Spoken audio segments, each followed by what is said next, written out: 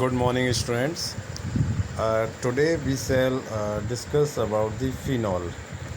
It is the second compound in your current chapter, and it is very important. And one more thing about this, that it is a aromatic hydroxy compound.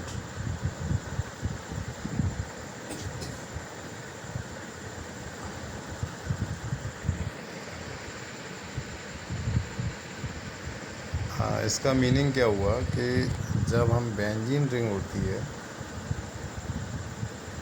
This is benzene ring, और benzene ring पर जब हम OH group को introduce करते हैं, है ना, तो ये जो हमारा फार्मूला बनता है दैट इज़ फिनॉल। फिनॉल ये इसका स्ट्रक्चरल फार्मूला है और ये इसका मॉलिक्यूलर फार्मूला है C6H5OH। फिनॉल के और भी नेम है ना, जैसे हाइड्रोक्सी बेंजीन कह सकते हैं, बेंजीनॉल कह सकते हैं, कार्बोलिक एसिड। कार्बो मीन्स कोल, ओलियम मीन्स ऑयल। यानी जब हम फ्रैक्शनल डिस्टिलेशन करते हैं कोक का, तो वहाँ मोर देन 20,000 कंपाउंड्स बनते हैं फ्रैक्शनल डिस्टिलेशंस में। तो उसमें ही एक ये भी कंपाउंड है ना, इसको फर्स्टली डिस्कवर किया था रंज, है ना, इज़ अ साइंटिस्ट। इसकी एक और करेक्टरिस्टिक फीचर है जो हम केमिकल प्रॉपर्टी जब स्टडी करेंगे तब बात करेंगे, है ना। जैसे यहाँ पर जो ये जो कार्बन है ना, ये वाला जिससे आपका OH ग्रुप जुड़ा हुआ है ना, ये कार्बन एक्चुअल में क्या है, ये sp2 हाइब्रिडाइज्ड है ना, क्योंकि यहाँ पर अल्टरनेटिंग डबल बॉन्ड होते हैं। जबकि हम अल्कोहल के बारे में पढ़ रहे थे, वहाँ पर जो कार्बन था, है ना, जैसे CH3OH, तो ये जो कार्बन था वो sp3 हाइब्रिडाइजेशन था। ठीक है, तो इस वजह से भी कुछ इसमें प्रॉपर्टीज़ में चेंज आएगा, वो हम इसमें बात करेंगे। First of all we will discuss about few methods of preparation regarding phenol, how we can prepare phenol. So first method is by benzene sulphonic acid. देखिए, जब हम हेलोएरीन के बारे में हमने स्टडी किया था, तो वहाँ पर हमने एक रिएक्शन देखी थी। उसमें क्या होता है कि जब हम क्लोरीन को रिएक्ट कराते हैं किससे, सल्फ्यूरिक एसिड से, है ना, तो वहाँ एक डिस्प्लेसमेंट पर एक कंपाउंड बनता है इस तरीके से, और यहाँ पर क्या होता है, SO3H आ जाता है, Cl और ये SO3H। ठीक है, ये जो कंपाउंड है हमारा, वो क्या होता है, बेंजीन सल्फोनिक एसिड। अब बेंजीन सल्फोनिक एसिड से, है ना, इससे हम क्या करें, SO3H, इस हाइड्रोजन को हटा करके उसकी जगह पर एक सोडियम लगा दें। ठीक है, तो यहाँ पर कंपाउंड कौन सा फॉर्म हो जाएगा, ये C6H5SO3Na। इसको जब हम सोडियम हाइड्रोक्साइड से ट्रीट कराते हैं, है ना, तो यहाँ पर क्या होगा, देखिए, ये Na2 कंबाइन होगा और साथ में ये SO3, ये आउट हो जाएगा, और C6H5 है वो हमारा कनेक्ट हो जाएगा किससे, OH के साथ। ठीक है, और ये हमारा कंपाउंड क्या बनेगा, इट इज़ फिनॉल।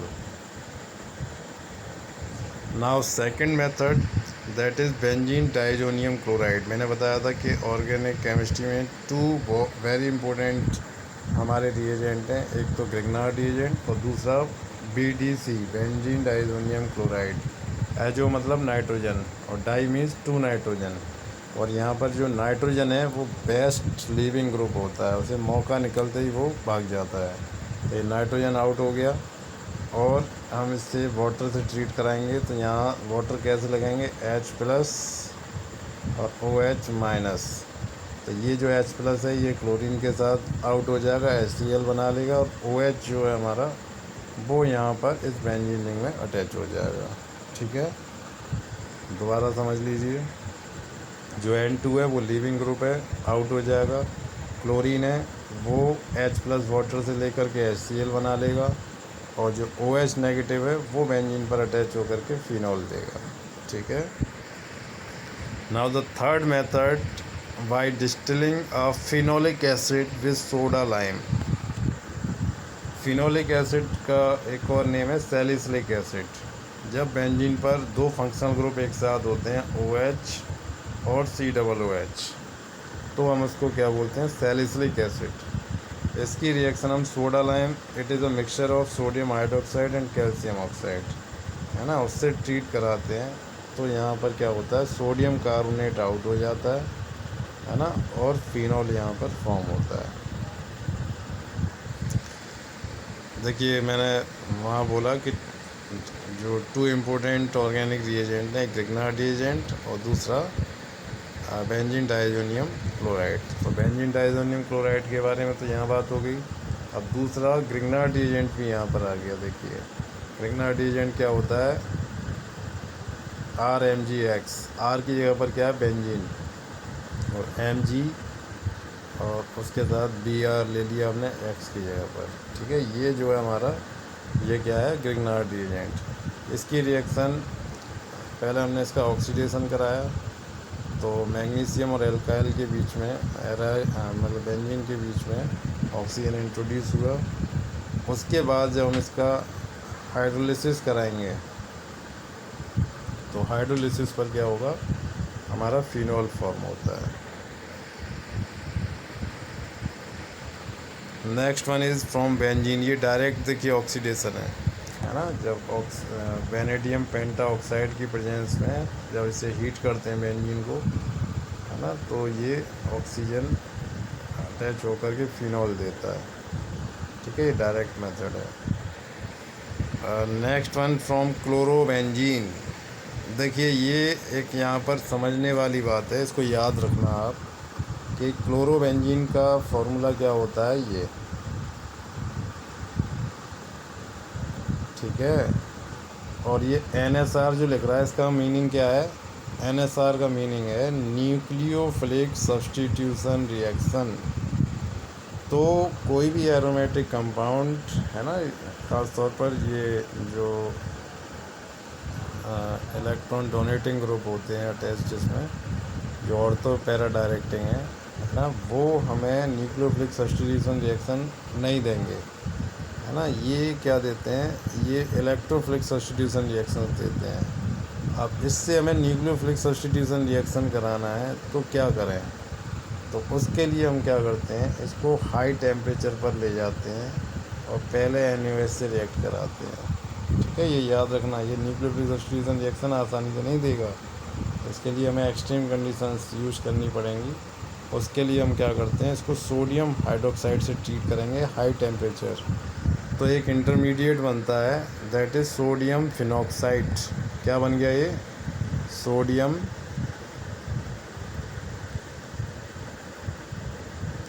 फिनॉक्साइड। ठीक है,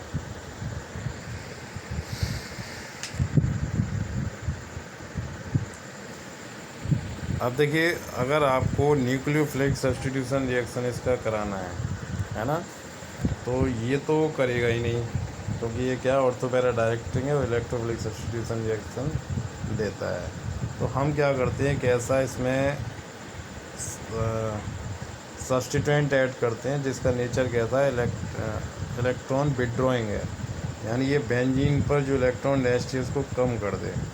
तो देखिए ये क्या करता है, ये इलेक्ट्रॉन्स को खींच लेता है। अगर दो हमने ऐसे ग्रुप लगा दिए जो इलेक्ट्रॉन विड्रॉइंग है, तो ये और तेज़ी से खींच लेंगे। यहाँ पर हमने 3 लगा दिए तो ये और ज़्यादा तेज़ी से इसको खींच लेंगे। ठीक है, तो इस तरीके से क्या होगा हमारा, इसकी जो इलेक्ट्रॉन विड्रॉइंग कैपेसिटी है ना, इसमें ये 3 ग्रुप जुड़े हुए हैं, 3 नाइट्रो ग्रुप हैं, और वो क्या करते हैं बेंजीन से जो इलेक्ट्रॉन्स हैं उनको खींच लेते हैं, है ना। तो अब इस वाली केस में क्या होगा, जो क्लोरीन है ना, वो अब क्या करेगा, NaOH सोडियम हाइड्रोक्साइड से रूम टेम्परेचर पर ही रिएक्ट कर जाएगा और न्यूक्लियोफिलिक सब्स्टिट्यूशन दे देगा, है ना। इससे पहले जो केस था, जब हम इससे ट्रीट करा रहे थे तो वहाँ 300 डिग्री सेंटीग्रेड पर रिएक्ट कर रहा था, लेकिन जब क्लोरीन के साथ 3 नाइट्रो ग्रुप हमने लगा दिए तो ये रूम टेम्परेचर पर ही रिएक्ट कर जा रहा है और OH दे दे रहा है।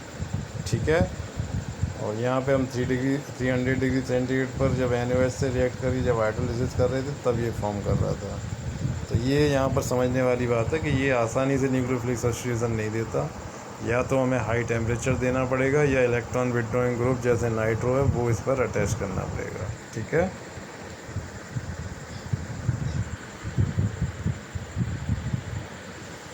Next one is industrial preparation of phenol, यानी बड़े स्केल पर अगर हमें बनाना है ना, 1 मिलियन बैरल अगर आपको बनाना हो तो कैसे बनाएंगे।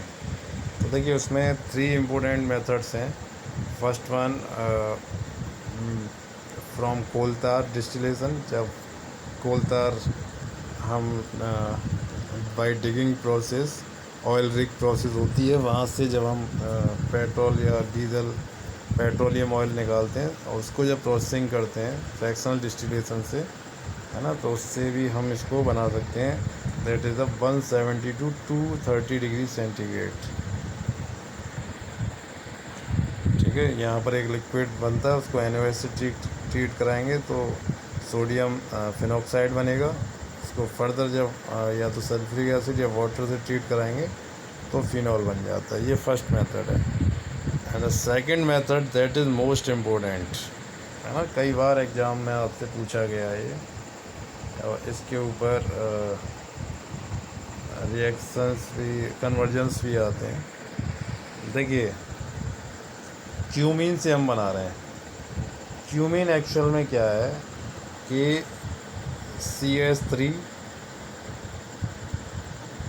CH2 CH3, है ना, ये मॉलिक्यूल क्या है, it is propane, it is propane. और इसमें से हमने क्या किया, एक हाइड्रोजन जो सेकंड नंबर कार्बन है उससे हटा दिया, और जब सेकंड नंबर कार्बन से एक हाइड्रोजन हट गया और उसकी जगह पर हमने क्या किया, एक बेंजीन रिंग लगा दिया। ठीक है, तो ये हमारा हो गया क्यूमीन, ये याद रहेगा आपको। अब क्या किया, इसके बाद इसको ऑक्सीजन से ट्रीट कराया।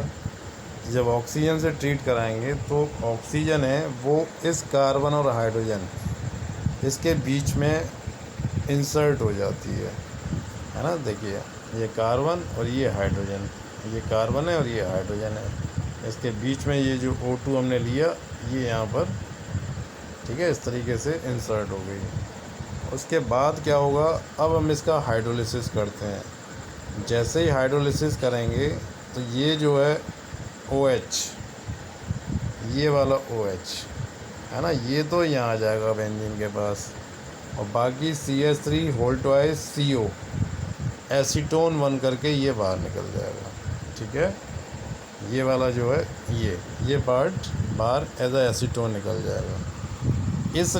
ये जो हमारी मेथड ऑफ प्रिपरेशन है ये बहुत इम्पोर्टेंट है, क्योंकि इसमें क्या है कि एक तो हमें फिनॉल मिल रहा है, साथ में जो बाई प्रोडक्ट है एसीटोन, ये बहुत ही इम्पोर्टेंट सॉल्वेंट है ना, और इंडस्ट्री में फ्रीक्वेंटली पेंट्स वगैरह में इसका यूज करते हैं, और एक इम्पोर्टेंट हमारा एस्टर भी है, इस वजह से इट इज़ वेरी इम्पोर्टेंट। ठीक है,